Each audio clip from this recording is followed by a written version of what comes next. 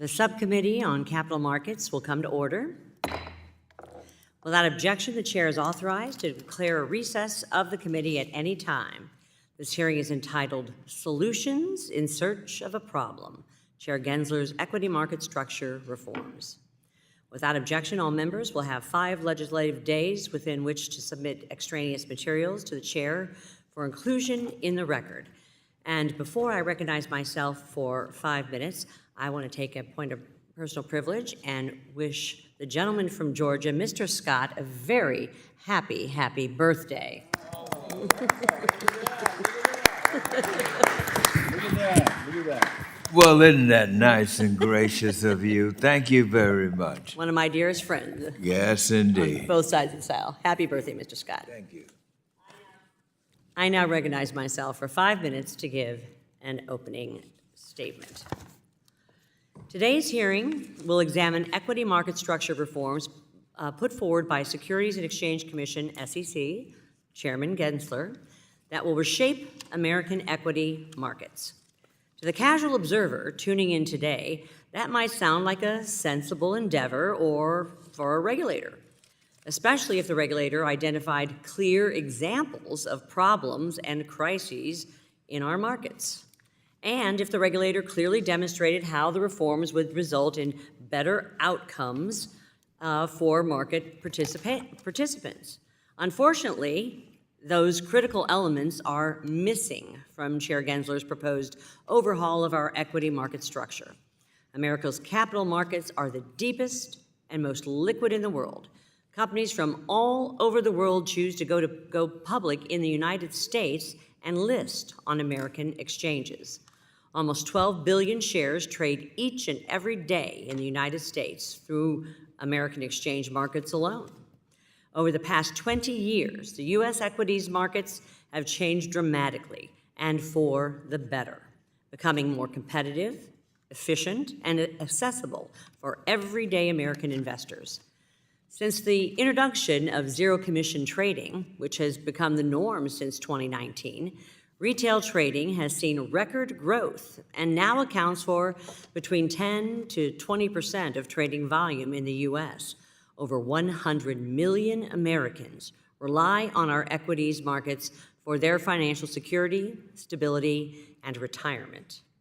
Nevertheless, in December of 2022, Chair Gensler and the SEC proposed 4 interconnected equity market structure proposals that would upend our current market structure and harm millions of retail investors. Then, in October of 2023, the SEC proposed yet another significant equity market structure rule on volume-based pricing. For those of you who keep count, that's 5 sweeping equity market structure proposals from the SEC in the span of less than a year. In March of 2024, the SEC unanimously adopted one of those proposals, amendments to update Rule 605 disclosures and capture more useful information on order execution. You might be saying to yourself, more useful disclosures and better data on equity quality sounds like a smart place for the SEC to start, and I would agree with you. Taking that improved data from Rule 605 updates, analyzing it, and letting your findings inform which additional reforms are necessary or whether any reforms are necessary would be the prudent approach for the SEC. Unfortunately, Chair Gensler disagrees, as he is intent on advancing the remaining 4 proposals without analyzing the improved data and potential findings from Rule 605. You might be saying to yourself, well, then surely the SEC has identified clear problems or failures these reforms will address, or they can produce economic analyses demonstrating that market participants will unmistakably be better off because of these reforms. Well, I'm sorry to disappoint you again. Throughout its economic analyses of remaining proposals, the SEC explicitly admits numerous times that the economic effects of the proposals are unknowable. Not to mention the SEC's economic analyses also inappropriately rely on data the SEC itself concedes is outdated and inaccurate. Case in point, to justify 3 of the remaining 4 proposals, the SEC relies on trade execution quality data from Rule 605 reports, despite SEC staff admitting that current Rule 605 reports offer limited usefulness. After all, updating and improving Rule 605 to yield more useful data is what the SEC recently approved. Just 3 months ago, we have no findings. Ensuring that the SEC acts prudently and only issues regulations that are absolutely necessary after providing clear evidence of problems and analyses demonstrating the desired positive impacts shouldn't be a partisan issue. Millions of everyday Americans depend on the success of our equity markets for their financial securities. These Americans are looking to us to ensure that Chair Gensler doesn't use a wrecking ball when perhaps a scalpel would be more appropriate. I want to thank our witnesses for their testimony, and I look forward to our discussion. The Chair now recognizes the ranking member of the Subcommittee on Capital Markets, the gentleman from California, Mr. Sherman, for 4 minutes for an opening statement. We should mourn the Supreme Court's ruling of today that will make it much more difficult for the SEC to enforce the rules that keep our capital markets the safest in the world. This is the worst Supreme Court decision since yesterday, when the Supreme Court Supreme Court legalized corruption by saying that a mayor could give a $1 million contract and take $13,000 in cash, and that's just fine as long as you can't prove the quid pro quo. So I would advise corrupted officials around this country, simply don't put the quid pro quo in writing. You will be fine with this Supreme Court. I'm glad to see the SEC is doing its job. I've been here for 28 years and heard many hearings where they get criticized for not doing enough. They are discharging the mandates we've given them by statute, particularly Dodd-Frank. When it comes to our markets, there is the commission that you pay, and we tell investors, oh, 0 commission, and then there's the spread. Investors are not protected unless they're getting not just best execution, but the most enhanced best execution that they can get. The SEC has identified $1.5 billion per year that investors are losing because while they're getting something that's called best execution, in the securities world, it's not enhanced best execution. And I'd point out that being able to tell people that it's 0 cost when it isn't 0 cost is a way to encourage the gamification and day trading that is unfortunately part of our capital markets. I am pleased to see the SEC is moving in the right direction, and I hope they will work with FINRA to best work to make sure that investors know not only what is the commission, but what was the spread and whether a better execution could have been available to them. I'll point out that 90% of the retail orders are going to wholesalers. We should, as a government, do everything possible not to encourage the use of these wholesalers, because when instead that trade goes to an exchange, we get the public is informed. We have the consolidated audit trail, and this is critical to the effective capital markets. When it comes to crypto, it was in 2022 in this room that I told the SEC that if crypto was an unregistered security, that the crypto exchanges were trading in unregistered security. They have finally moved in that direction, as well they should. Unfortunately, Congress, the House, moved in the wrong direction by passing FIT 21, which not only has an effect on the crypto world, but offers an opportunity to take traditional stocks and bonds and tokenize them and avoid the whole securities regulation process. It is the passage of FIT 21 that causes me to say something that I never say, which is thank God for the United States Senate. When it comes to trading, remember that spread is very important. The spreads that are available on big stocks like Apple and Amazon are roughly 1/10 what crypto traders are paying for Bitcoin and Ethereum. So we have efficient markets for major stocks, and we have fleece the investor margins or spreads when it comes to crypto. And finally, one thing the SEC hasn't yet dealt with is how the exchanges have totally insulated themselves from liability when they make mistakes, thus shifting the costs of that liability. And I refer to, I think it was the Facebook offering of a decade ago, shifting that liability onto the practical effect of the liability onto the brokers. And I look forward to exploring that as well, and I yield back. I'm now going to move on to witness introductions and testimony. We will certainly hear from the ranking member of the full committee when she arrives. I want to tell all members and our witnesses that we're going to have a pretty hard gavel because we've got votes that are coming up in less than an hour and a half, and I want to move through as expeditiously as possible. But today, we'd like to welcome the testimony of Jonathan Brogard. Professor Brogard is professor at David Eckley School of Business at the University of Utah.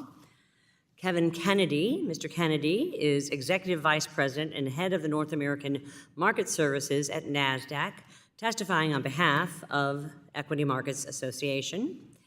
Ari Rubenstein. Mr. Rubenstein is co-founder and Chief Executive Officer of Global Trading Systems, GTS. Justin Schack. Mr. Schack is partner and head of market structure at Rosenblatt Securities. And then John Ramsey. Mr. Ramsey is Chief Market Policy Officer at IEX. We thank each of you for taking the time to be here. Each of you will be recognized for 5 minutes to give an oral presentation of your testimony. And without objection, each of your written statements will be made part of the record. Professor Brogard, you are now recognized for 5 minutes for your remarks. Chair Wagner, Ranking Member Sherman, and distinguished members of the Capital Markets Subcommittee.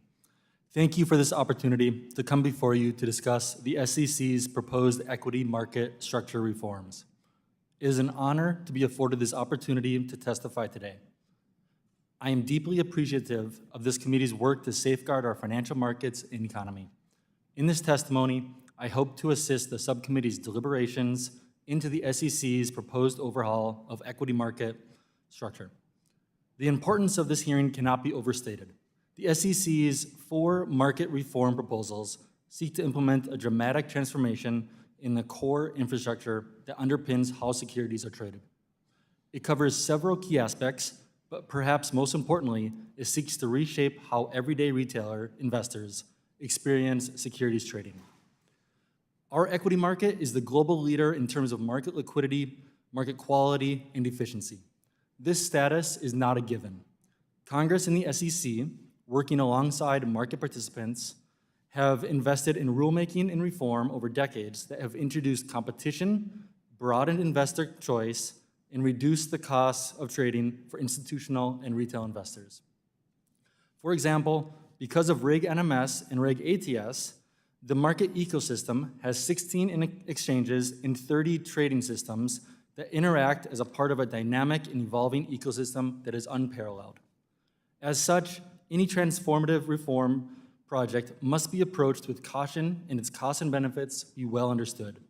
This is especially true for measures seeking to reshape the retail trading experience, as the proposed reforms seek to do in a major way. The SEC's proposed reforms directly target wholesalers, firms that provide brokerage firms access to a sophisticated and competitive system of handling investor orders. These proposals would require individual brokerage firms to internalize these activities. In my view, such an outcome could damage the quality and increase the cost of the retail investor experience. Wholesalers today enjoy economies of scale. They have accumulated experience and expertise. They are also well connected to infrastructure, capable of buying and managing data from across exchanges and other platforms, and subsequently deliver fast and reliable execution at low cost to investors. Importantly, brokerage firms regularly monitor the execution quality of the different wholesalers and reallocate order flow based on performance. This creates competition across wholesalers and aligns wholesalers' incentives with those of retail customers. The degree to which wholesalers compete with each other to offer improved execution quality should not be overlooked. Our equity markets are valued at over $40 trillion and represent 40% of global equity market capitalization. The U.S. equity market stands ahead of its competitors in powering efficient capital formation, risk management, and investor welfare. Over the last 2 decades, the U.S. equity market has radically transformed its market structure to deliver an extraordinary slate of economic gains across the board, supporting individuals in building their retirement accounts and expanding access to capital markets to a broad swath of the population. Of the 4 proposals the SEC set forth regarding equity market structure in December 2022, the amended Rule 605 proposal has been adopted. The amended Rule 605 mandates detailed public disclosure of order execution quality by market centers, representing a significant enhancement in the transparency and availability of stock trading practices. I applaud this move by the SEC. It will provide new and important data to academics, regulators, industry participants, and the public about how markets are functioning. As an academic, I'm excited to see what new insights we will be able to glean from this data that can be used to further understand and enhance our markets. Chair Wagner, Ranking Member Sherman, and distinguished members of the Capital Markets Subcommittee, the SEC has proposed an expensive and untested redesign of equity market structure without first demonstrating a viable and credible economic case for doing so. Ensuring healthy and diverse retail participation represents a delicate balancing act that regulators, policymakers, and market participants have succeeded in improving over time. Retail investors have never had it better. The discussion around retail market quality is focused around not dollars per share, not dimes per share. It's focused around pennies and sub-pennies per share. It is of the utmost importance that regulators do not enact rules that might reverse these gains. Thank you. Gentleman yields back. The chair now recognizes Mr. Kennedy for 5 minutes to give your oral remarks. Thank you, Chairman Wagner and Ranking Member Sherman. It is an honor to testify this afternoon for you and your esteemed colleagues. The U.S. equity markets are the envy of the world. Any reforms of equity market structure, no matter how well intended, must be thoughtful and rely on strong supporting data and a full understanding that consequences will follow. NASDAQ's unique role as a listings venue for public companies that brings IPOs to the marketplace distinguishes our point of view here. While other trading centers simply operate order books that seek to match buyer and seller, we facilitate the public company model and foster U.S. IPO competitiveness. We care about the trading environment for all companies, emerging growth companies, the community bank, the biotech startup, and the local manufacturer, where your constituents invest in their 401ks and save for houses and college. Their investment capital supports jobs and growth in every congressional district. Public companies rely on the capital markets to attract investors and to establish a stable valuation for the price of their stock, and they use that valuation to grow, hire, and compete. With this in mind, and though we share some of the SEC's reform objectives, they simply propose too much, too quickly, to fix an already competitive market that is not broken. Among our primary concerns is that they will harm the transparent, accessible, and publicly displayed lit markets. The past few years, lit markets have faced significant erosion due to regulatory disadvantages relative to dark markets affecting the quality and quantity of the orders we receive. This is concerning because quotes displayed publicly on lit markets like NASDAQ are used exclusively to calculate the national best bid and offer, the MBBO, the best available price to buy and sell stocks across the equity markets during the trading day. We fear the net effects will undermine the integrity and reliability of the MBBO as the true best available price for stocks, rendering it more difficult and expensive for Americans to invest in our markets. NASDAQ supports in concept the need to refine the minimum increment in which stocks can be quoted. But the SEC proposal misses the mark. Most of the industry suggests that the SEC adopt the simple approach of adding one tick size below 1 cent at a half penny. We also support harmonizing the minimum increment in which stock orders may be executed across both exchanges and non-exchanges. As said previously, exchanges suffer a regulatory disadvantage relative to non-exchanges insofar as exchanges cannot price or execute orders in increments as fine as others. With respect to the SEC's cap on fees the exchanges charge to access liquidity, NASDAQ is strongly opposed. It lowers the cap far beyond what is needed for tick reform, slashing the access fee cap more than 80% in some cases, as a means of addressing ill-founded concerns about exchanges' payment of liquidity rebates. This proposal will weaken the MBBO and the incentives that encourage better liquidity and tight spreads. There's simply no evidence or data suggesting rebates represent harmful conflicts of interest, and there's ample evidence that rebates benefit the markets by strengthening the MBBO. We appreciate the Commission's desire that retail orders are exposed to greater competition, but their proposal lacks the data to justify the solution, and the SEC risks too much by solely focusing on novel and untested auctions. They should instead permit exchanges and others to innovate their own solutions. NASDAQ supported the 605 reforms. However, that data should underpin any justification for the Commission's other market structure proposals. We urge the SEC to slow down until they can collect the enhanced 605 data before it determines whether and how to proceed with these other market structure proposals. The volume-based pricing proposal upends practices critical to the fabric of the markets and ignores its interplay with other pending market structure proposals, several that address the same problems. The SEC's assertion is inaccurate that volume-based pricing hurts small and medium-sized brokers from competing with larger brokers. Competition among brokers depends on factors unrelated to exchange fees, and there is no evidence that tiered pricing unduly influences broker routing choices. The proposal is arbitrary and fails to account for off-exchange markets where volume-based pricing would be unaffected. Finally, volume-based pricing does not inhibit small exchanges from competing with large ones. Exchange competition is fierce, with 16 exchanges and counting. On the SEC's best execution role, they should proceed carefully and listen to industry feedback, as the proposal has too many questions unanswered and fails to indicate how best execution enforcement will differ from FINRA and MSRB. In closing, NASDAQ is open to refinements to U.S. equities market structure based on data-driven and incremental changes. We look forward to working with the SEC, with Congress, and broader trading environment stakeholders to ensure that the U.S. equities markets remain the most liquid and robust markets in the world. Thank you again for the opportunity to testify. Thank you, Mr. Kennedy. Chair now recognizes Mr. Rubenstein for 5 minutes to give your oral remarks. Chair Wagner, Ranking Member Sherman, and distinguished members of the subcommittee, thank you for the opportunity to testify today. My name is Ari Rubenstein, and I'm the CEO of GTS, a global electronic market-making firm. In my testimony today, I'll address several key areas crucial to understanding and maintaining the robustness of our U.S. equity markets.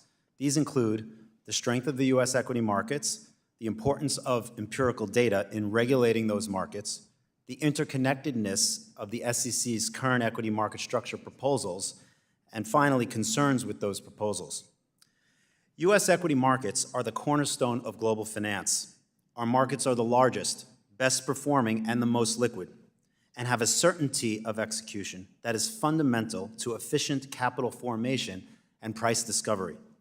With all-time high retail investor participation and reduced commission rates, the retail experience has never been better. Given the status of U.S. equity markets as the global standard, our starting point for any potential changes needs to be to do no harm. The strength of our markets prompts a critical question. How did we achieve all this? Market makers like GTS play a crucial role by standing ready to both buy and sell at all times, and taking on those associated market risks, which facilitates transactions through immediate liquidity. Liquidity in our markets is highly dependent on and reactive to market structure. That's why any regulatory changes must be data-driven.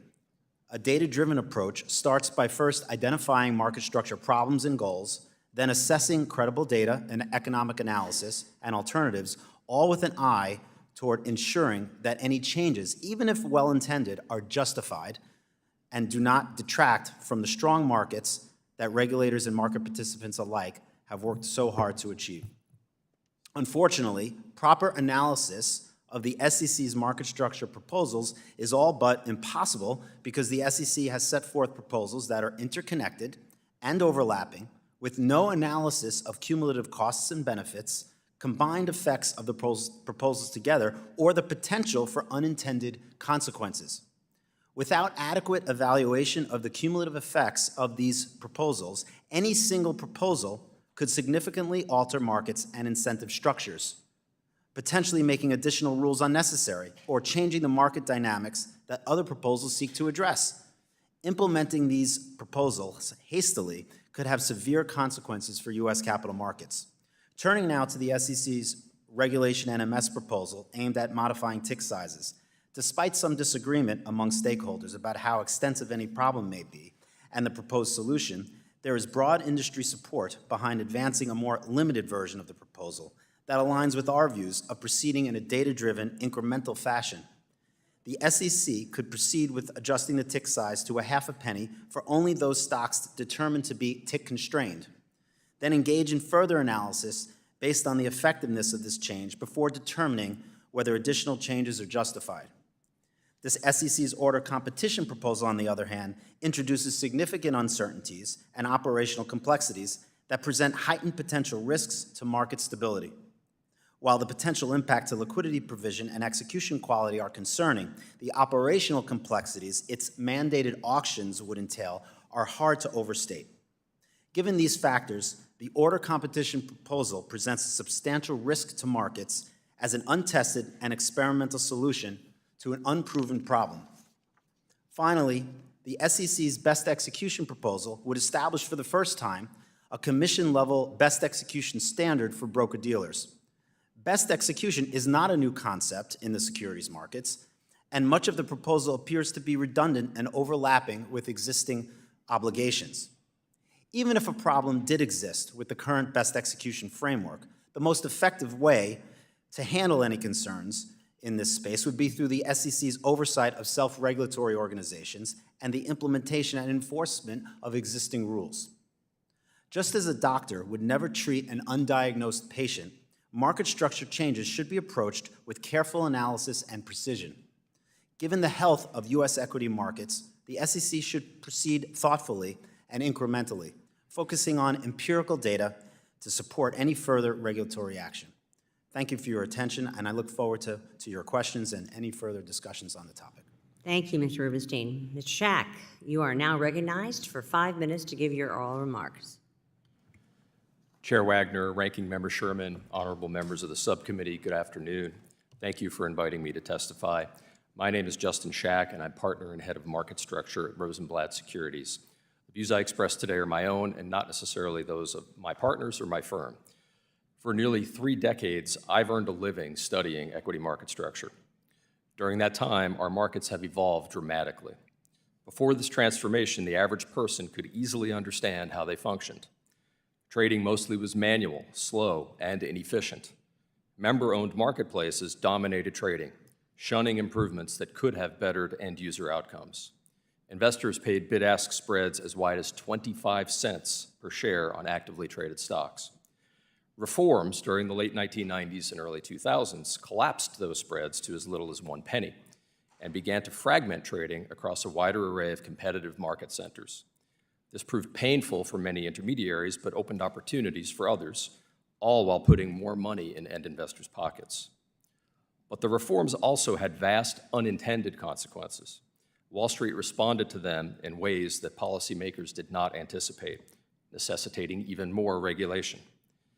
As a result of that long evolutionary cycle, the average person today cannot easily understand how markets work. They're highly automated, lightning fast, vastly fragmented, and extraordinarily complex. No one with a blank slate would design such a complex system to achieve such a simple task. But fortunately, today's markets are also far more efficient for end users. Commission rates for institutional and retail investors have come down steadily. Most retail trading is now commission-free. All-in costs for institutions are far lower, and investors can access troves of data to help them manage the agent-principal conflicts that are embedded in today's complex structure. Considering what I've learned analyzing this sea change, I believe policymakers should bear in mind 3 principles regarding market structure. First, the interests of asset owners and issuers should be paramount when making policy. Now, between those 2 groups of end users lies a vast array of intermediaries. They bear most of the burden of today's complexity, and they're typically the loudest voices in any policy debates. but middlemen are remarkably skilled at adjusting to new rules of the road and preserving their positions in our market ecosystem. Asset owners and issuers are usually among the quietest voices in policy debates. They have much at stake, but often are preoccupied with jobs, families, maximizing shareholder value. They're far less able than intermediaries to make lemonade from policy lemons. They need public servants to protect their interests. And recent history is filled with examples of reforms benefiting end users while forcing painful but successful evolution for middlemen. Second, despite the unintended consequences that I described earlier, end users receive excellent outcomes in today's market structure. But today's efficiencies were far from guaranteed. During the early 2000s, as the market adjusted to massive regulatory change, asset owner transaction costs rose for a time. Eventually, things got and stayed better, but this growing pains period is a cautionary example of how the unintended consequences of major reforms can harm asset owners and issuers. Third, and most important, policymakers should prove clear, significant harm to market end users before adopting major reforms. Now, let me be clear. Such a high threshold for action doesn't mean we should never undertake any reforms or question whether end user outcomes could be even better. Recently adopted amendments to Rule 605 of Reg NMS, for instance, will give retail investors a better view of execution quality without upending market practices and behavior. Carefully modifying our one-size-fits-all tick size regime would further reduce bid-ask spreads for many stocks, putting more money in asset owners' pockets with a minimum of disruption and unintended consequences. But not every cause for concern or inquiry crosses that threshold of clear harm to end users and justifies major reforms. Absent such evidence, new rules to discourage fragmentation and foster more multilateral interaction of trading interest on public markets, as contemplated under the proposed order competition rule and regulation best execution, risk doing more harm than good. Similar flaws plague the SEC's proposal to ban certain volume-based transaction fee incentives offered by exchanges. I fear this measure could make competition more difficult for smaller brokers and exchanges, counter to its stated intent, while potentially harming market quality for end users. Thank you again for inviting me to testify, and I look forward to answering your questions. Thank you, Mr. Shack. Mr. Ramsey, you are now recognized for 5 minutes to give your oral remarks.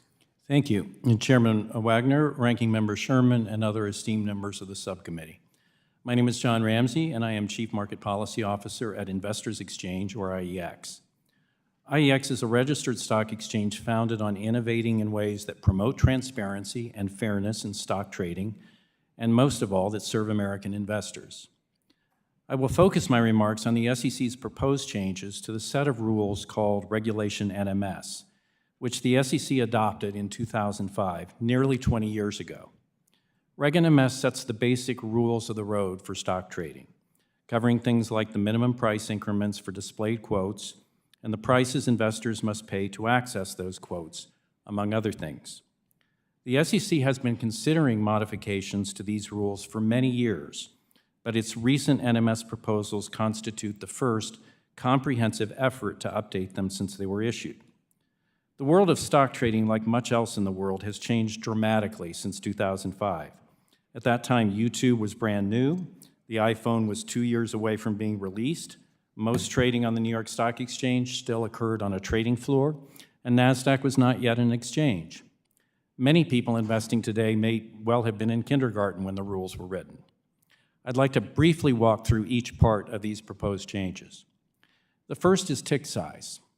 In 2005, the SEC set a common standard that markets could accept and display orders only in 1 cent increments. This made sense at the time since investors had no interest in trading at narrower increments. But today, much trading, a majority in fact, is concentrated in very high volume stocks which would quote at narrower prices, but are constrained by the 1 cent tick standard. An overwhelming consensus of commenters endorsed one of the alternatives the SEC identified in its proposal, to adopt a new half-cent tick size for these high-volume stocks so participants can quote at prices where people want to trade. A second change involves fees to access exchange quotes. Reg NMS prohibited traders from trading through the price of displayed quotes, which gave exchanges unusual pricing power. Because the SEC did not want exchanges to use this power to charge a coercive toll on participants who often had to trade on exchange, it capped access fees at a level equal to the highest fees any markets were charging at that time. Today, most exchanges continue to charge this maximum fee, even though technology has made trading much more efficient, and markets without displayed quotes charge much less to access liquidity. As a result, investors are paying billions in excess toll fees, exactly what the SEC had tried to avoid. To address this problem, the Commission proposed to substantially reduce the access fee cap for all listed stocks to a level that better matches competitive market prices. This proposal, too, has received broad support, especially from asset managers and pension funds who hold many trillions of dollars for American investors. The other parts of the NMS reforms would increase transparency. One would require that exchanges set their transaction prices so the amount of the fee charged or rebate paid for a trade is known at the time of the trade, which, believe it or not, is usually not possible to know today.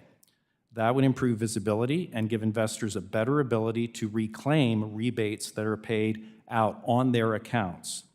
The other improvement would fast-track the implementation of changes ordered under Chairman Clayton's tenure. This relates to the fact that the best prices shown are almost always based on quotes for at least 100 shares, which is an age-old convention. But today, a majority of trades are in smaller odd lots. There are often better odd lot prices available, but average investors can't see them because the public data feeds are still using the old standard. The SEC is proposing to mandate that these better odd lot quotes be shown to everyone. These transparency improvements also have very broad support, and all of the changes I have described do not require more data or analysis. They all involve sensible updates to existing rules. They respond to what investors have said they want, and they build on years of study and debate. A big part of the reason the U.S. equity markets are the strongest in the world is that regulators have been vigilant about keeping regulation up to date and relevant. We respectfully submit that the Commission has all the data, input, and rationale to move forward with the changes I have described without delay. Thank you, and I look forward to your questions. Thank you, Mr. Ramsey, and I thank all of our witnesses for their testimony. We'll now turn to member questions, and I recognize myself for 5 minutes for questioning.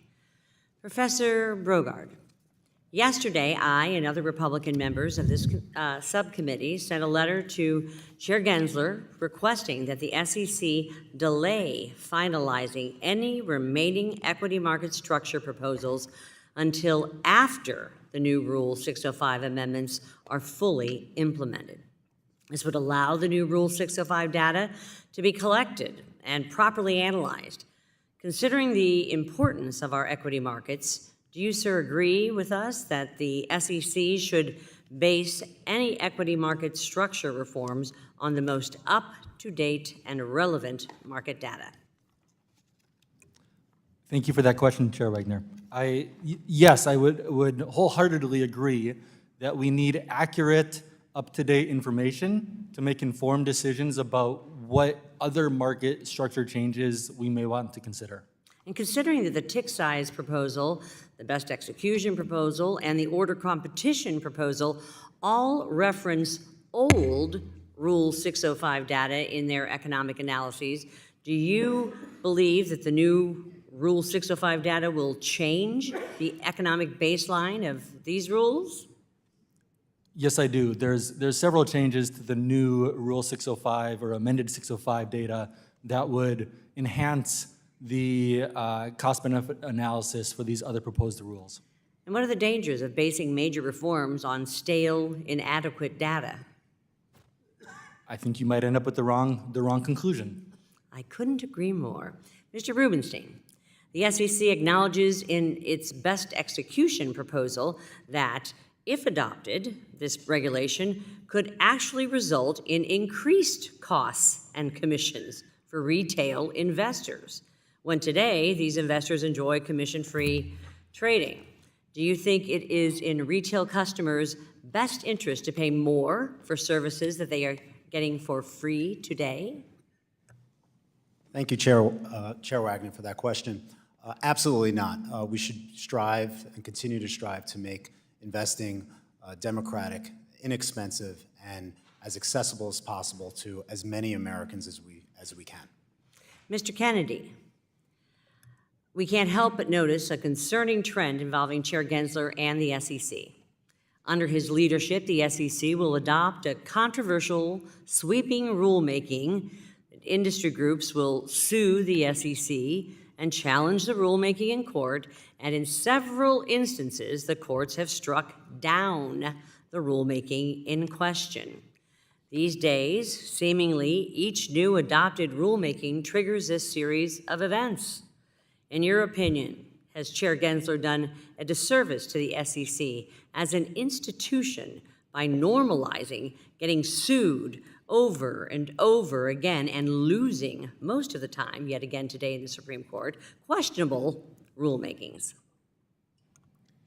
So I think they're doing their job in the way they know how, but they're not listening to us. They're not going through the same historic process that we've gone through for decades when we've made great changes through these markets. Everyone here today, Chairman Wagner, said we operate the best markets in the world, yet the SEC is not putting us in a position to sit back and make small incremental changes that are data-driven, where we can analyze the data. Instead, they're jumping ahead and getting to a result, and I think the heading of this panel is best. It is they're finding a solution for a problem that may not exist. Thank you, Mr. Kennedy. Mr. Schack, one of the constant themes in your writings to the SEC is that the SEC appears to rely too much on theory and not enough on hard data as to practical benefits or costs. Do you believe at least certain elements of the SEC's equity market reform proposals rely on unproven expectations on how a rule might work? Thank you. I should say first, I think, as Mr. Kennedy said, the people at the SEC are hardworking public servants. They're trying to get to the right answers, and I think they do a good job overall, but there definitely is some of that in the proposals that we're talking about today, and I think the volume-based transaction fee proposal is probably the best example of that. It envisions this world in which things will get better for smaller brokers competitively, they'll get better for smaller exchanges competitively, and I can envision some scenarios in which the exact opposite would happen. If you think about small brokers particularly, we're one of them. We access markets through larger brokers, and we do that for lots of reasons that have nothing to do with fees. We would continue to do that if the proposal went into effect, and we might actually come off worse for it if our pricing went up. Thank you, Mr. Schack. The chair now recognizes the gentleman from New York, Mr. Meeks, for 5 minutes for questioning. Thank you, Madam Chair. I want to thank each of our witnesses for being here today to discuss the SEC's equity market structure reforms. I believe that our capital markets are the envy of the world for a reason. They are highly liquid, efficient, and regulated. And as the industry modernizes, I believe that the duty of the SEC to consistently and prudently examine how the plumbing is working in order to identify reasonable updates and reforms. And as part of that, the public comment period is incredibly important too. So with that, last February, the SEC received a comment letter on its equity market structure proposals from the National Association of Security Professionals, whose purpose is to support increased opportunities for securities professionals of color and fair access to investors who have traditionally been shut out of the markets. In that letter, they say our initial concern is that the SEC's proposals could result in a lack of access to the stock market for underserved demographics, which could negatively impact the ability of these individuals and communities to build wealth and in turn further widen the existing diversity gap in investing. So first I'll turn to you, Professor Bogart, because you're the economist and academician. Based on your research, do you believe that the SEC's proposal could result in a lack of access to the stock market for underserved communities, especially those in communities of color? Because it's shown, some of this research, that more people in low and moderate incomes are now investing in the stock market. Thank you for that question, Congressman Meeks. Yes, I agree that any change that increase the cost to investors can hurt the access to different groups, especially groups that may not historically have been a participant in the stock market. And so do you have any recommendations of what you think Congress or the SEC can do to ensure that the new rules don't unintentionally harm minority and low-income investors, like people in my district? Yes, I think at a high level, that the core that makes the U.S. stock market so great and the cost so low and it's so efficient is that it's highly competitive. It takes a couple of minutes to set up a Robinhood account and have a $0 transaction cost. Now, let me jump to Mr. Ramsey, because it's my understanding, Mr. Ramsey, that there's broad support for a substantial reduction in the access fee cap, and that there's a difference of opinion, I know, however, in whether the reduction should be made proportionally to a reduction in tick size. So I want to know from you, how do you see the reduction in access fees improving the overall trading experience for institutional and retail investors, and what specific benefits do you believe they would see from this proposal? And then right after that, because I'm trying to get everything in, I'm going to go to Mr. Kennedy. And Mr. Kennedy, I understand that NASDAQ has a different take on the access fee debate than from Mr. Ramsey's firm, from what I understand. But I'm going to hear Mr. Ramsey say. And could you then elaborate on that position and explain why you believe the benefits outweigh the need for uniformity across the full spectrum? Mr. Ramsey first. I will start first, and I suspect my colleague may disagree with some of what I say. And appreciate the question, Congressman.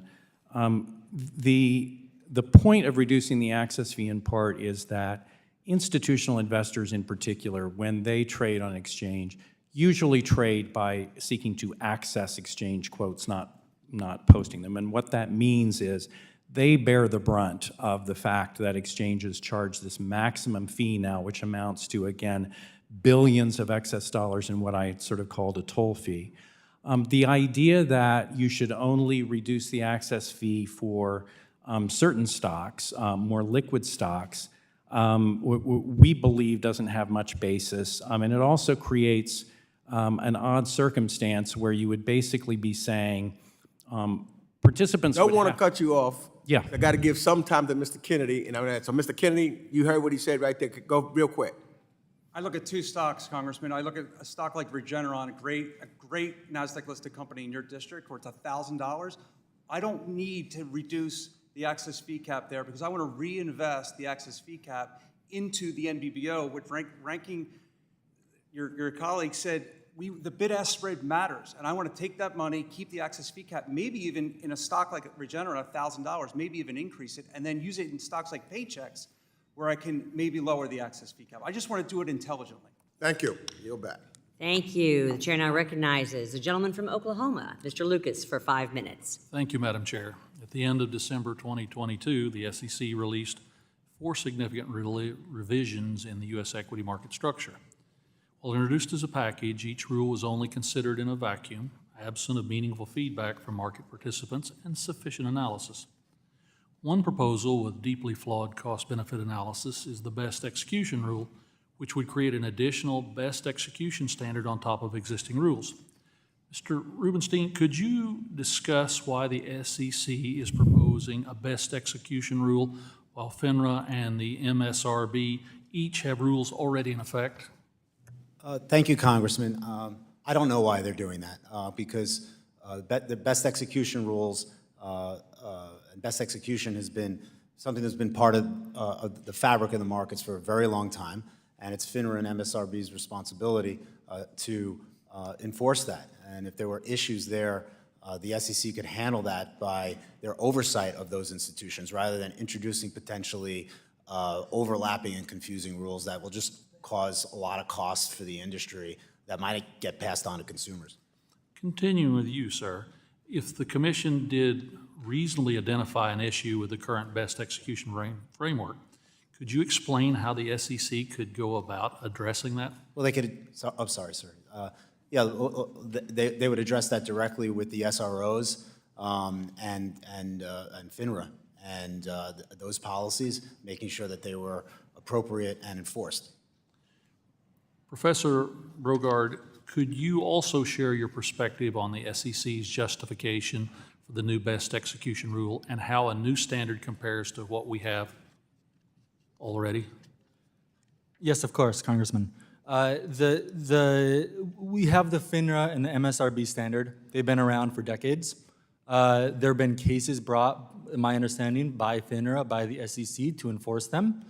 And I am unaware of widespread concerns about any gaps in the existing Best Ex rules.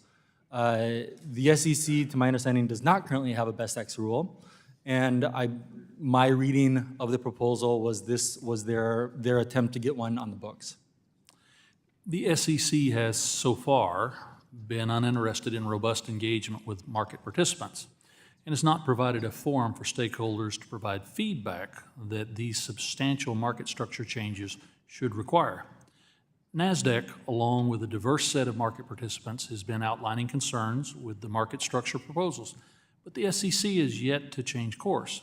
Mr. Kennedy, could you explain why it's important for the SEC to consider these proposals and what's at stake for retail investors if they don't? I'm going to answer the second part of your question first, Please. which is what's at stake? What's at stake is widening spreads. Widening spreads, if they don't do these, if they don't move incrementally and look at the data and understand exactly what they've done, how can you go back and see what worked and what didn't work? And the key, paramount to us is the NBBO, because I think every person in their opening statement referred to the greatest markets in the world. They referred to the spread. Spreads will widen if we break something on the NBBO, and that will harm investors because they will pay more. They reach out and pay the offer, and they sell at the bid. Mr. Rubenstein, in 2005, the SEC conducted a two-day roundtable with 7 panels prior to implementing the regulation NMS. How does the SEC's public engagement compare to the SEC's engagement in acting regulation NMS in 2005? Thank you, We have now compared to the way it was done in 2005. Sure, thank you, Congressman. It doesn't, it barely compares. Our markets in the envy of the world, because of a process that's data-driven, that's very done in a very purposeful manner. Taking all these proposals together and implementing them together is irresponsible. And even the way they were composed, you compose them by talking to stakeholders, identifying a problem, and then proposing a few solutions, whittling them down, and then having a rule, not having a rule and then having people debate it after you've already written the rule. Madam Chair, I yield back the balance of my time. Gentleman yields back. The chair now recognizes the distinguished ranking member, Mr. Sherman, for 5 minutes for questions. Excuse me, Mr. Sherman. Mr. Kennedy, could you move your mic closer to your, thank you. We want to hear all your brilliant, up a little bit. All your brilliance, thank you. So, Mr. Kennedy, I alluded in my opening statement to the situation where an exchange can have a technical glitch and investors can lose tens of millions, hundreds of millions of dollars. It happened with the Facebook offering over a decade ago. I like to understand how customers are made whole for the losses that they suffer when you have this glitch. Could you describe how the exchanges contribute to paying those investors when the glitch occurs under the current rules? Absolutely. First, what we do, nothing is more important to us than the resiliency of the markets. And I think we all try not to take it for granted, but we at NASDAQ and our fellow exchanges that I'm representing today invest constantly in the resiliency, 24/7, teams working around the clock. But that said, Congressman, things happen. And we understand that those things happen. We have a very transparent rule set where we're able, through the SEC, to give back what we call accommodations when we are at fault to the best that we can. And we also will file... If I can interrupt, you do have a $250,000 limit on your liability that was created by the exchanges themselves. I I can understand why you couldn't have unlimited liability. You might go bankrupt. That would be terrible for the entire country. But it occurs to me that you should be able to get insurance that would cover more than $250,000. Because when I say $250,000, that isn't $250,000 per investor. That's $250,000 for everybody who bought Facebook. Could you get insurance that would allow you to have some limit that would be much higher than $250,000 for the whole country? I would have to get that answer from my team, my legal team. I just don't know, and I don't want to suppose. But as you know, the markets are extremely intertwined, which is why we're here today, to talk about the interconnectivity of those markets. I do want to move on to another question. Broker-dealers registered with the SEC and FINRA undergo examinations by both agencies, although FINRA's are more frequent. Presumably, if this best execution were adopted, SEC examiners would review broker-dealers for compliance with the SEC's best execution regulation, while FINRA examiners would be reviewing for FINRA Rule 5310, covering the same material. Professor Bograd, would broker-dealers be required to have separate compliance programs to meet these two different best execution obligations? Thank you for that question, Ranking Member Sherman. I am not a compliance expert. The SEC's best execution rules seem to be stricter than FINRA's. It is unclear how the two organizations would deal with that conflict, given that FINRA is a SRO and SEC is a government regulator. Should FINRA simply repeal their regulation and say, as long as you live with the SEC regulation, you're fine with us? Or should we have two separate regulations in that area? I would think it would make more sense to have one uniform regulation. Mr. Ramsey, we've seen this Supreme Court decision that creates a big federal jury case about every SEC enforcement effort. What effect is that going to have on the ability for us to rely on our capital markets being the envy of the world?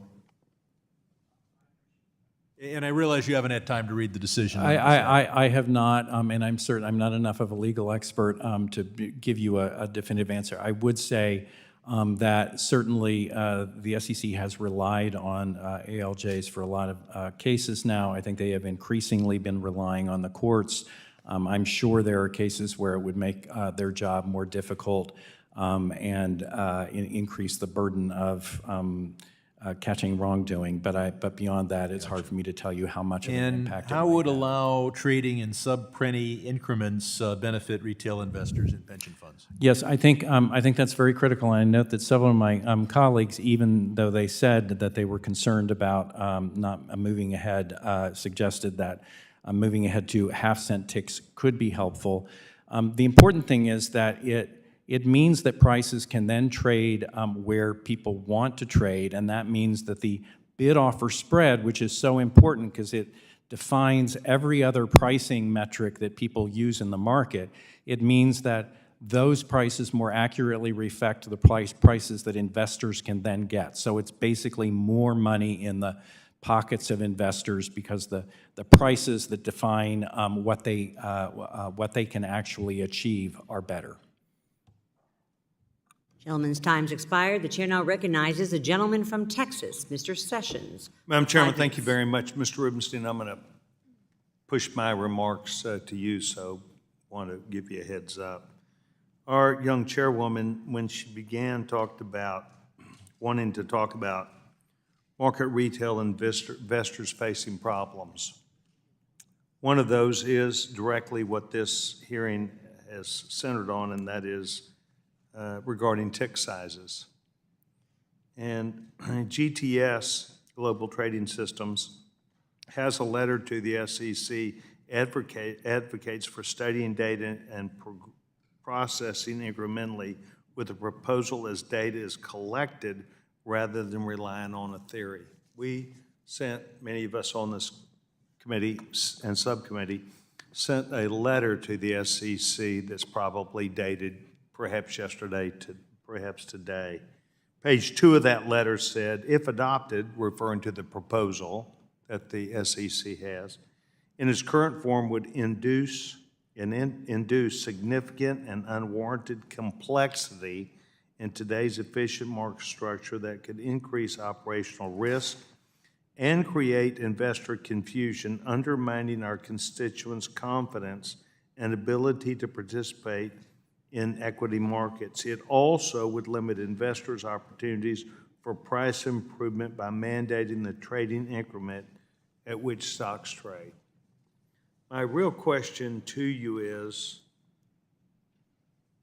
what more do we need to say to the SEC? It seems like that the market-based people have provided their feedback. It seems like that we as members of Congress have provided this. We are here asking you, and our chairman did, how can we make sure that the retail investors facing problems have fewer of these problems? What more do we need to do with the SEC? Because we struggle with them. Thank you, Congressman.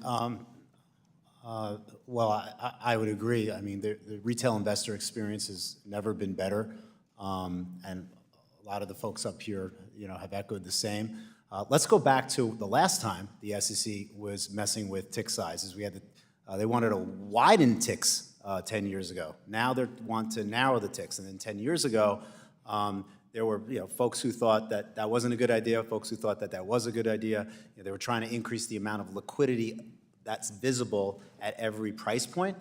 So let's see what happened. They had a pilot, which was great, a nice, slow experiment with the markets. They analyzed the data and turned out they were wrong, that it actually made trading worse. And it cost the industry a fortune to comply with the rule. And they actually figured out that retail investors lost money because of the pilot, which might or might be a good idea because they were trying to see if there was a better way. So if we're going to mess with tick sizes again, we need to really identify what the problem is, what are we trying to resolve, and then be more prescriptive with the solution, and certainly do it in a careful way that we can analyze data after.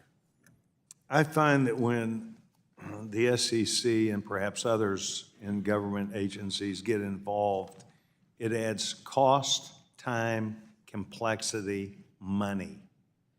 This is what I think is a big part of the retail investor problem: complexity, rules, regulations, timing, who sends what to who when. These are all things which I think our chairman and these committee members are concerned about. We don't want to make it simple. We want to make it straightforward. Does anybody else on this panel have any ideas about that? Because we're struggling with this SEC. No? Okay. Well, Mr. Rubenstein, I have passed to your team today some questions that are directly related to this issue, to the issue of working with and understanding not just government, but the procedures. And I wanted you to be aware, probably when you get back to the office, you're going to find out somebody saying, can you please help us out with some of these issues? Because we think you're positioned in a way to see things from a perspective, and I appreciate your response. Your team has indicated they will respond, but I appreciate that. And I want to thank you for being here today. Madam Chairman, I yield back my time. Gentleman from Texas yields back, and the chair appreciates being referenced by the gentleman from Texas as young. And the chair now is happy to recognize the gentleman from Georgia, our birthday boy, Mr. Scott, for 5 minutes. Well, thank you, Chair Lady Wagner, and let me compliment you. This is an extraordinarily important hearing. Our high technology and artificial intelligence is moving at warp speed, and nowhere greater do we need to examine this as in terms of wealth building and our investors. So I want to discuss this Rule 605. And today, let me address this to you, Mr. Ramsey. We're moving at warp speed, but back in 2002, the number of available trading venues included only 9 registered exchanges. And today, just 22 years later, we got 16 exchanges, 33 automated trading systems, and more than 220 other venues where orders can be executed. And this is showing just how fast our equity markets are evolving, but we're not keeping at it. So I want to talk about this Rule 605, see how we can quality examine these executions. What is the likelihood, Mr. Ramsey, that retail investors will take the time and, first of all, even understand and review and take actions on this data provided in the reports with these recent changes? I appreciate the question, Congressman Scott. And I'd like to make a point about Rule 605 because I think there's a misperception about that. Rule 605 was never designed for the purpose of generating data that would then determine whether any other market structure changes need to be made. As you rightly point out, retail investors are not going to be reading those reports. It's unlikely that many would be reading them.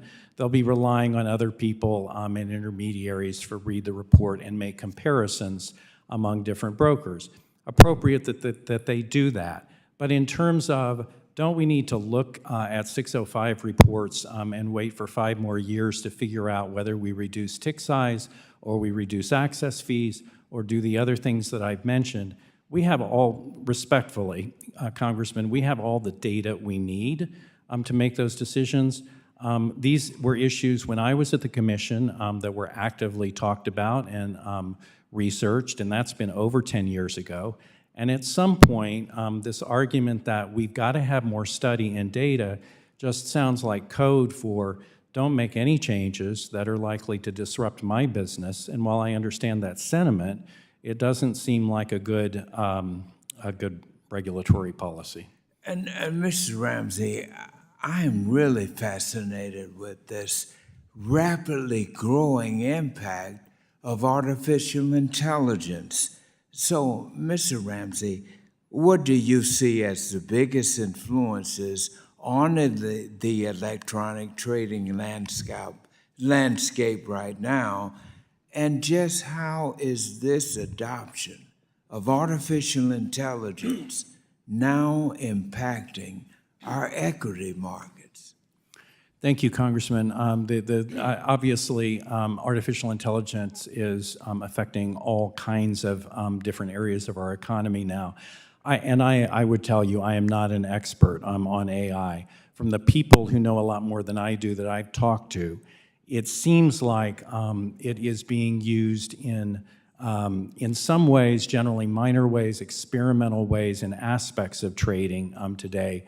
It does not seem that it is taken over trading, but I do think that there are legitimate concerns about how AI is used, that it's managed appropriately, and I think regulators need to be attuned to that. Yeah, because if we're not careful, we're going to become the servants of the machine, artificial intelligence, that was created to serve us. We got to be careful about this, particularly when it comes to handling finance and equity building. Thank you, Mr. Chairman.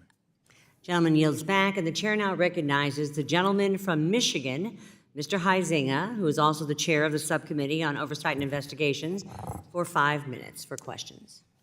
Thank you, Madam Chair. I appreciate it. I'm going to start just with a thank you, Mr. Rubenstein, your op-ed that you wrote about the impact, the potential impact of a China invasion of Taiwan, and you highlighted a number of potential catastrophic things that might happen, and I just want to encourage all of my committee members to take a look at that, and if we have time, I'd love to revisit that. But I want to talk to you a little bit about the SEC. Courts have weighed in, again, a couple of times They continue to get hammered for the decisions that they're making, and it just seems to me that we're back in this hamster wheel of decision-making coming out of the SEC. And I want to talk a little bit about the auction process. The information about unexecuted retail orders, including information about the security, size of the order, side, buy, sell, or sell short, price, originating broker via auction announcements that those firms are free to trade in front of or against. Do you agree that this auction process would essentially make all retail orders, quote-unquote, flash orders, which is something the SEC proposed banning in 2009? Thank you, Congressman.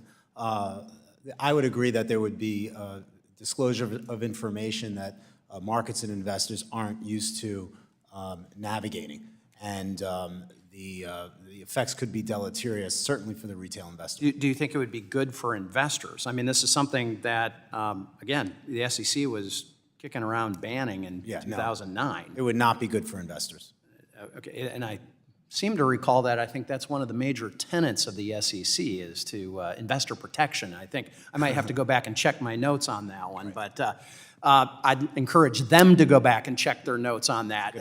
That and their constitutional lane that they have to actually operate in, because the courts have been slapping them down on a regular basis. Professor Brogard, as you know, payment for order flow information is publicly available and is subject to scrutiny by FINRA and the SEC. If there were glaring cases of misconduct or examples of market participants ignoring best execution obligations, then presumably we would have seen enforcement actions on that front, correct? And my understanding is that that's not the case. That is correct. The payment for order flow information is currently required to be disclosed, and I couldn't tell you of an instance where there's been an action based off the payment for order flow. And is there any academic research to say that payment for order flow is hurting or isn't hurting the average retail investor? There's a reasonable amount of research on payment for order flow, and I would say the overwhelming consensus is it is positive to at worst neutral for the end investor. Okay, sounds like protecting the investor again. All right, would you explain why certain research demonstrates the current process where wholesalers pay broker-dealers for trade actually may help those investors? I'll try to do that in a minute and 30 seconds. Or less, since I've got one more question, but go ahead. Okay, yes, I think it's specialization. Wholesalers are experts at what they do, and what they do is take retail orders and search for the best available price along with other characteristics that are important to retail investors and help brokers execute those trades. Okay, well done on that, by the way. Mr. Kennedy, my colleagues have brought up tick size and talked a little bit about that. The SEC's proposal estimated over half of NMS securities are tick constrained. I'd love for you to expound on what in the hell is a tick constraint? And then by contrast, SIBO concluded that 67 symbols out of their 10,125 securities actually were tick constrained, whatever that might mean. So take a few moments and illuminate us, please. So in 39 seconds, what I will do is I'll tell you tick constrained is no place left for price improvement. So 8 cents bid offered at 9 cents. Where do you trade? So this is why we support some evolution there. But back to what the SIBO does, I can't really speak to that, but I think the important thing to do is if they think there are 67 tick constrained stocks and the SEC thinks there are thousands, this is exactly why we need more public disclosure and more comments to get to why we're here today. Yeah, well, and NASDAQ's comment letter also notes that the Commission's own analysis of the tick size pilot does not support the conclusions drawn in the proposal. So my time is up, but it seems to me we need uniform definitions and determination to move ahead, and that is not what's happening. So with that, I yield back, Madam Gentleman Chair. yields back. The chair now recognizes the gentleman from California, Mr. Vargas, for 5 minutes for question. Thank you very much, Madam Chair and Ranking Member. I think the hearing today has been excellent, as it was yesterday when we talked about the stress test the Fed gives. One of the issues there was, how much should they disclose and what they didn't disclose, the stress test, and whether after they take the stress test, these banks, whether they then should disclose what the test was. And I'm not sure about the first part. I think there was lots of disagreement, but the second part, certainly you ought to be able to see the stress test. And here, Mr. Kennedy, you just talked about data too, and that you should have more information. I agree with that. I mean, I do agree. So this part of the data I think is important for me. A couple of you have had the chance today to talk about free trades. The trades are free. And no one took the bait. Said trades are inexpensive. Are they free? Anyone like to comment on that? Yes, Mr. Kennedy, go ahead. You can. Sure, I didn't know if you're asking someone. Well, I can ask, it's to anybody. Commissions are free. I wouldn't say trades are free. I'd answer the question as commissions are free. But again, going back to the real cost, and I think the ranking member brought this up, it's spreads. The spreads, It's right. all about spreads. And the more that you lower the access fee cap, the less the exchanges have to put back into the spread. So what will happen is the access fee cap will drop. We won't have the same resources to supply rebates and economic incentives to market makers, and spreads will widen. And that will be the real cost to investors. Yeah, and there is the cost. I mean, that's the part I think that's important. There is a cost, right? Am I wrong about that? There is a cost to invest. Would anyone disagree with that? No? Spreads are the cost. I'm sorry, go ahead. Specifically, Congressman, with respect to the access fees, I would say that that the argument that exchanges need these access fees in order to pay out rebates is sort of conjecture. But the point is that firms like Vanguard Capital Group, Invesco, J.P. Morgan, XTX, et cetera, who have all argued for a uniform significant reduction in the access fee. It's not that they don't understand the arguments that are made about liquidity, they just don't believe them. And those are people that are unconflicted because the only people that they really care about are ultimately their beneficial owners and whether the markets work well for them. Okay. Another issue that came up was very interesting. None of you took the bait when it came to the SEC itself. In fact, you went out of your way to say, oh, they're hardworking public servants, they're great people. I believe that too. So why haven't you had the ability to work closer with them on these changes? Because I do understand. I mean, like yesterday, I think we have an excellent panel here who seem very reasonable to me. Why hasn't that been the case? Or can that be the case? Mr. Kennedy, you shake your head the most. Well, I'm going to go to you, sir. We can. We absolutely can. That's what we want to happen. We've been out public on every single part of this. This is a large endeavor, and we want to walk through it with them. They are exceptional, but we want to do it incrementally. Okay. And the reason I say this is I do think, and you, it might have been actually Mr. Kennedy yourself, who noticed how more and more we're getting more and more efficient, it's better, more people are coming into the market, and I think that's a very good thing from a public policy perspective, because when people retire now, unfortunately, they don't have the retirement that they used to have, the pensions, in the same way. Now, instead, they rely on the market, and so we should have the most efficient market possible for them. The companies don't do this, so more and more it's the market, so I think this is important, and I appreciate that, and I wish that we could get you guys together. Lastly, I do have to ask this because I ask every panel, how many of you believe in climate change? Okay, I appreciate that. When I started 10 years ago, about 2 people would. It depends on who called people up. Now it's pretty unanimous. With that, Madam Chair, again, I hope that the SEC can get together, and I do think that they may be moving a little bit too fast to see if you can't get to some agreements. Some more information I think would be important, as we heard yesterday. And again, this has been a very good hearing. With that, I yield back. Thank you, Madam Chair. Gentleman yields back. The chair now recognizes the gentleman from Arkansas, Mr. Hill, who is the chair of the Subcommittee on Digital Assets and Financial Technology, for 5 minutes. Thank you, Chair Wagner. Appreciate the opportunity to participate in this panel. Thank all of you for lending your expertise on what is a very important topic, but a very complex one if you're out there trying to follow this conversation.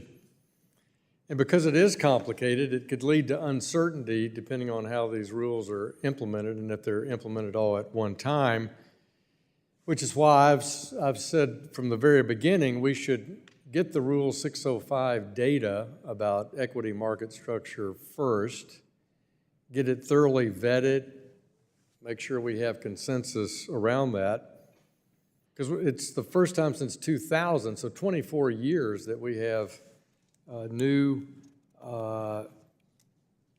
primary tool for measuring the quality of order executions across the market. And think how complex the markets are today in terms of venue of order execution than they were back in 2000. So this data is critical, I think, to the commission making a sensible decision.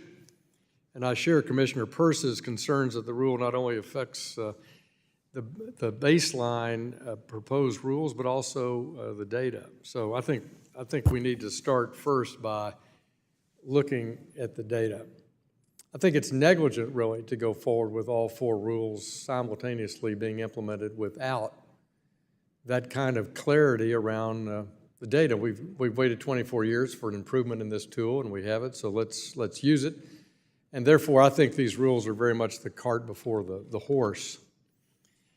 Congressman Foster of Illinois, my friend on the other side of the aisle, and I share that view, and we wrote the Commission Chairman Gensler last September, 16 Democrats, 16 Republicans, saying, let's get a handle on the data, report it, check the transparency, look at how these market structure reforms would interact with each other before we move forward.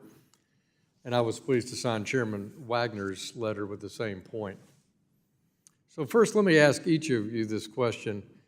Do you think the Commission should prioritize updating and leveraging the best available 605 data, plus getting thorough input from market participants before moving forward with these market structure reform proposals? Let's start, Professor, with you. Just yes or no. Should they get the data from 605 and vet it and have input from the public thoroughly before these are implemented? Yes or no? Yes to both. Sir? Yes, yes. Ari? Yes to both. Sorry, I'll give you a more complicated answer. I don't think that's necessary for tick size reform. I also think the other 2, order competition rule and Best X, shouldn't go forward anyway because the At all, pretty SEC good. has Okay, it that's in its fine. case. We take complicated answers. That's okay. Yes, sir. Congressman, as I indicated, I don't think that 605 data is needed to make intelligent decisions about tick size and access fees and the other aspects of the Reg NMS reform. Well, we've got some distinctions there, some nuance. I think that's helpful. But what do you think, Mr. Ramsey, about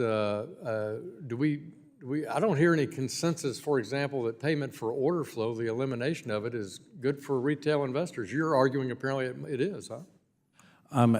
Respectfully, Congressman, I haven't offered a view about payment for order flow. Well, it's one of the proposals here. We're either for the proposals or we're not against it. Are you so for I'm that one going forward? Congressman, I'm specifically speaking to the Reg NMS proposals. Okay. I think that payment for order flow remains controversial. I think regulators have been clear that it can create conflicts of interest, Yep. And that people need to be attentive to that. Yeah, well, I think people are attentive to that. I think that's what the rules are about. That's what FINRA's job is. That's what the SEC job is, in my opinion. Mr. Kennedy, would retail investors at the margin be hurt by the removal? And I'm not an advocate here. I'm just asking questions. I'm doing my oversight job. Or would retail investors at the margin be hurt by removal of payment for order flow? I'd be loath to say that we should change something right now because as we've discussed for the last hour or so, things are extremely complicated. So Right. So we've determined this is complicated. We don't have all the data, although some would acknowledge the data is not necessary for a couple of the rules. I'll accept that point of view. And that they do interact with each other, and they all affect retail investors. And we're taking a Silicon Valley view here over at the SEC. Let's move fast and break stuff. Well, that's not what we do at the SEC or FINRA. We're not running a hedge fund over at SEC. We're protecting investors and having orderly markets. I think these are in the wrong direction. I yield back. Gentleman yields back. I'm tempted to gavel at that point, sir, but we'll continue on briefly here. Remember the time. The gentleman from Illinois, Mr. Caston, is recognized for 5 minutes. Thank you, Madam Chair. Thanks to all the witnesses. You know, I appreciate that you all aren't intimidated by sitting before this committee, because, Hollywood came here years ago and looked at the charm and beauty and intellectual giants on this committee and charisma and said, we should make a movie about you all. And that, of course, became Dumb Money and the story about Roaring Kitty and payment for order flow. So we're normal people, in spite of all our celebrity. Partly it just makes me laugh. I watched that trailer and thought, holy smokes, that was the hearing we had. But also because I want to dig into this payment for order flow a little bit issue, and I want to focus on you, Mr. Schack, because I think you said in an interview recently that under payment for order flow, brokers face a choice, rebates for themselves or price improvement for their customers, and it's obvious what's in the customer's best interest. Mr. Rubenstein, I think, had suggested earlier, and I don't want to misquote you, that these rules essentially are already in law, and this is redundant with existing rules. But my understanding is that the current rules require you to disclose, either when you open an account or if a customer requests, that you have a PFOF agreement, but doesn't actually require you to disclose whether that's a best execution. Do you want to just elaborate on how, Mr. Schack, how the new rules differ from the existing standard, to clarify that point? I'm not sure I completely understand what you mean by the new rules regarding payment for order flow, sir. I'm sorry. So the new proposed rules, my understanding is that those don't just require you to disclose that you have a PFOF agreement, but also have to document how that is consistent with a best ex obligation. Yes, I believe it's regulation best execution that would require brokers who accept payment for order flow to jump through additional hoops when they're executing orders subject to that payment. So when in Mr. Huizenga's exchange with Mr. Bogard, when he said there's been no enforcement actions of violation, the only rule that people could have violated is if they failed to disclose that they had an agreement, not that they failed to disclose that they were actually meeting best executions, correct? I'm not expert enough on how that rule has been or could be enforced to give you a definitive answer to that question. I know there have been many enforcement actions brought throughout the years on retail execution. Whether they pertain to payment for order flow or not, I'm sorry, I don't have that at my fingertips. Okay. Well, I asked this because when we were having those hearings about GameStop and Roaring Kitty and all the rest of that, we had Robinhood in here, and Robinhood told us that 100% of their options trades were routed to brokers that they had PFOF agreements with. And they were not in violation of those rules because they disclosed that they had the agreement.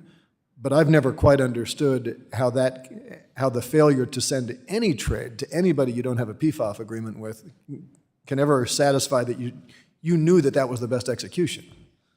Would you agree with that? Yeah, I think the existence of payment for order flow in and of itself is not evidence of not achieving best execution. I think, as some of the other witnesses have said, first of all, what I'd say is that not every broker accepts payment for order flow. I happen to be a customer of one of those brokers, so I don't trade very often, but when I do, my broker does not receive payment for order flow. The other thing I would say is that even if there is payment for order flow involved, the wholesalers that make those payments to the brokers usually provide a better price than the quoted bid-ask spread, sometimes significantly so. Is it a perfect system? I don't know. Could things be better? Sure, I'm willing to explore that always, but I just don't think there's enough evidence out there that end investors or end users of the markets are being harmed by this enough to justify a wholesale rewriting of the market structure. Okay, and when you say usually, I'm certainly not suggesting that all PFOF is bad, but the new best X rules would simply require that you demonstrate why in this particular case that was an advantage, right? It's my understanding, and particularly from talking to other market participants, we don't handle retail orders, but in talking to those who do, I am under the impression that some of those brokers would have to substantially change their business models. Right now, retail brokers essentially use wholesalers as an easy button. They outsource execution. They would have to take on board a lot of those capabilities, which are quite expensive to maintain, and requiring them to do that could have, as I talked about in my written testimony, my oral testimony, unintended consequences that may differ from the way people think they're going to work out. Okay. About out of time. Yield back. Thank you. Gentleman yields back. Chair recognizes the gentleman from Wisconsin, Mr. Stile, for 5 minutes.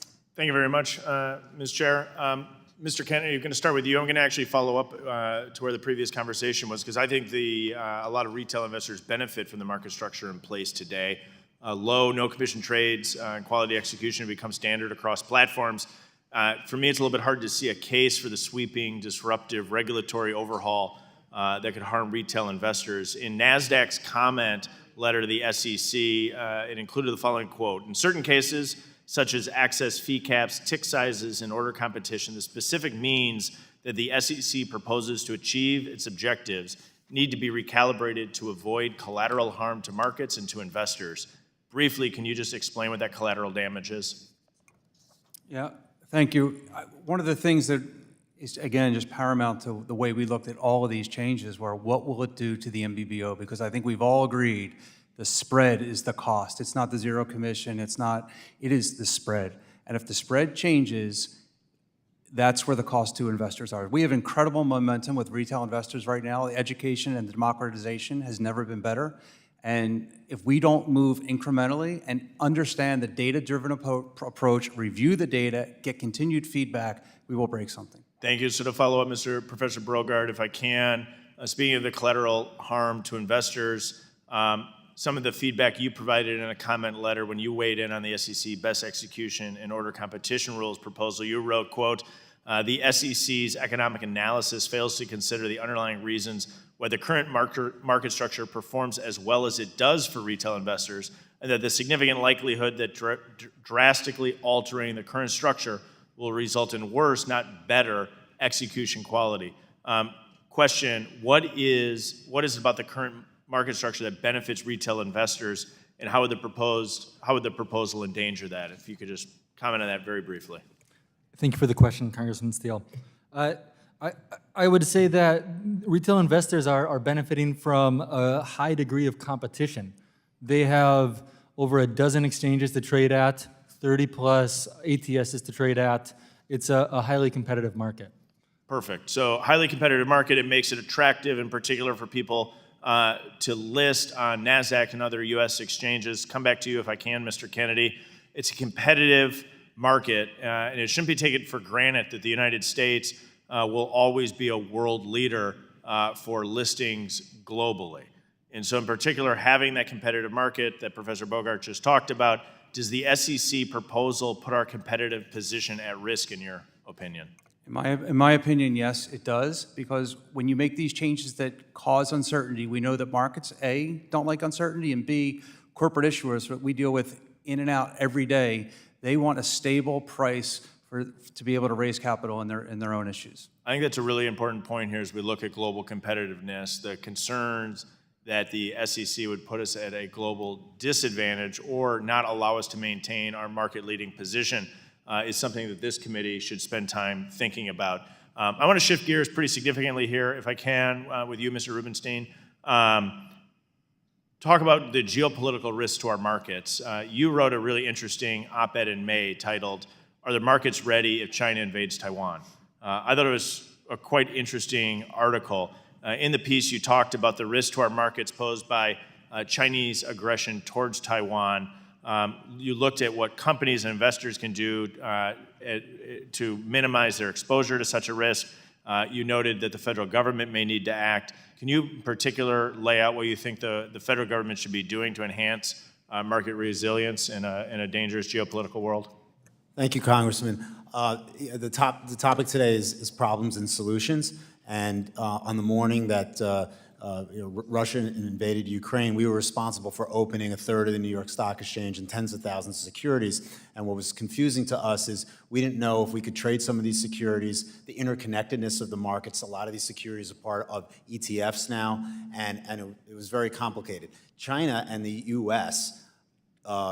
Trade together 77 times more than the Russia and U.S. And that morning, the markets went down a few significantly more. Significantly more. So there isn't a lot of dialogue between government and industry, specifically the financial industry, about where bright lines would be and how we need to manage all that volatility. And fortunately, there is a bill that Representative Lukemeyer and Torres put forward that would put that responsibility to MSOC to create a advisory committee. In summary, we should be looking at it. We should be looking at that. That's far more important than all of these rules here. Cognizant of the time, I'm going to yield back. Thank you. Thank you. Gentleman yields back. Chair now recognizes the gentleman from North Carolina, Mr. Nickel, for 5 minutes. Thank you, Chair Wagner. Thank you, Ranking Member Sherman. Very glad to see you as part of the Seersucker Caucus today. And to our witnesses, thanks so much. I'm very concerned about Gary Gensler's proposed equity market structure rules. They could dramatically change how the stock market functions and jeopardize commission-free trading that working families rely on to save for their retirement. I'm very concerned about any proposals that would increase the cost of retirement for my constituents. I join many of my colleagues in signing Congressman Foster and Congressman Hill's letter to Chair Gensler expressing concern about the SEC's approach to the equity market structure proposals. We point out that Rule 605 requires data to be collected on how well trades are executed, which the SEC itself has admitted needs to be updated. However, the Commission partially relied on this faulty data to justify its regulation best execution proposal. Given the recent updates to Rule 605, which I support, that aim to enhance the data collected by broker-dealers, I believe it's imperative that the SEC refrain from making hasty decisions until the new data is available to assess the necessity of their best execution rule. Our bipartisan letter stated this, and I hope that Chair Gensler takes this seriously. Professor Brogard, first question to you. Do you agree that the SEC should reassess the conclusions about execution quality made in the proposal to adopt regulation best execution after it has access to the updated and expanded Rule 605 data? Yes, I do. Mr. Brogard, you're an expert on best execution. Some say that this new SEC proposal is necessary, and others say it will actually lead to worse outcomes for retail investors. Can you please briefly summarize what you found in your study about whether the proposed rule is necessary and would be a net positive or net negative for retail investors? Yes, of course. The sum takeaway is, based on my analysis, it would be a net negative for investors. The high-level reasons for that are that right now we have wholesalers who are highly efficient and compete against each other to take retail orders and route them to the best execution. And with the new best execution proposal, the ability for brokers to rely on wholesalers is called into question. Thanks. And we're heading off to votes here. So last question to you, Mr. Rubenstein. We had a National Security Subcommittee hearing earlier today in this room on competition with China as we consider both the incredible strength of our capital markets and the ever-changing global challenges they face. What do you believe is the #1 threat to our capital markets today, and what changes or reforms do you recommend to enhance market resiliency and address these challenges? Thank you, Congressman. Well, we certainly shouldn't do anything that would harm the markets and implement a lot of proposals, experimental proposals, all at once, and that's been a big topic. But separately, there needs to be a lot of dialogue between government and people in the markets responsible for the markets on how we would react to big geopolitical events like what we talked about if there was an invasion of Taiwan and the markets moved very, very precipitously. And that dialogue hasn't been happening, and I hope it starts happening so that we can all be prepared and make sure that the impacts are as muted as possible. Thanks. Madam Chair, or Mr. Chair, in the interest of having everyone make it back for votes, I yield back. Appreciate that. Gentleman yields. I now recognize myself for 5 minutes. Thank you all very much for being here this afternoon. Yes, Mr. Chairman. The SEC, under its current leadership, many believe prioritizes ideological goals over industry-informed regulations that truly serve the needs of investors and other stakeholders in financial markets. It seems to make sense for a U.S. regulatory framework that would align with the realities of modern finance and not hinder our nation's ability to innovate and lead. That's why comment periods are essential, to hear feedback from the public and to be more informed about our markets. The SEC rules we're examining, rather than fortifying our markets, appear to undermine them by introducing complexities before gathering the relevant market data. This committee has emphasized again and again and again how short comment periods and rapid rulemaking do, in fact, push activities off our exchanges or unnecessarily constrain market dynamics. So, Mr. Kennedy, in December, I led a letter along with other Republicans on the subcommittee opposing the SEC's volume-based pricing prohibition rule. The SEC claimed this rule would somehow encourage competition on the exchange. I can't follow that logic. Do you think this would happen, or would the rule minimize competition, forcing activity off the exchanges? Banning volume tiers, which are ubiquitous in our economy, is just counterintuitive to me. I don't get it. It will not help our markets in any way, shape, or form. Mr. Schack has already addressed in his comments how mid-tier brokers, small brokers benefit from the complete services that are offered from volume tiers. It's not just pricing. It's never been about pricing. And I think what you'll see is if volume tiers were to dissipate, the cost would just go up for investors, again, widening the MBBO. And perhaps particularly on U.S. exchanges, competition on the international basis. Would you agree? Yes, I agree. Okay. So, Professor Brogard, yesterday I led a letter to the SEC urging the withdrawal and reproposing of the tick size rule. We did discuss much of this earlier. Tick size is below a penny for volume-constrained stocks. Just if you could elaborate a little bit more, why is this important for this rule to be withdrawn and reproposed? Yes, thank you, Congressman. Getting the tick size right is important because it sets a lot of how the market dynamics play out. We've had penny tick sizes for 23 years or so. I don't think they're, in the academic literature, smaller tick sizes are generally better, but there's a limit, there's an optimal. And you can have too small of a tick size, which leads to other complications. The SEC's proposal seems to be moving too fast, too soon. Very good, thank you, I agree. Mr. Rubenstein, the SEC best execution rule, FINRA already has a best execution rule. Should the SEC, in your view, create its own rule, or should they work with FINRA to improve the existing rule if they identified problems? They should not create their own rule. They should work with FINRA and MSRB to help modify their existing rules. Very good, thanks. Mr. Kennedy, does this SEC have a history of providing adequate comment period or acknowledging the majority views of commentators and industry stakeholders when finalizing controversial rules? They do have a history of doing that, to my knowledge. I've been in this business, this is my 38th year. I've seen in the past, whether it was NMS or even before that, the original circuit breakers out of the '87 crash, much more comment period, much more interaction, much more collaboration, public debate. I'm not seeing it here. In the past, okay, all right, thank you. And finally, Mr. Brogard, recently in another one of our SEC oversight hearings, I asked David Burton from the Heritage Foundation how helpful the SEC has been to capital markets. And he replied a 0 out of 10, but he added if they did focus on the right issues, it could be a 10 out of 10.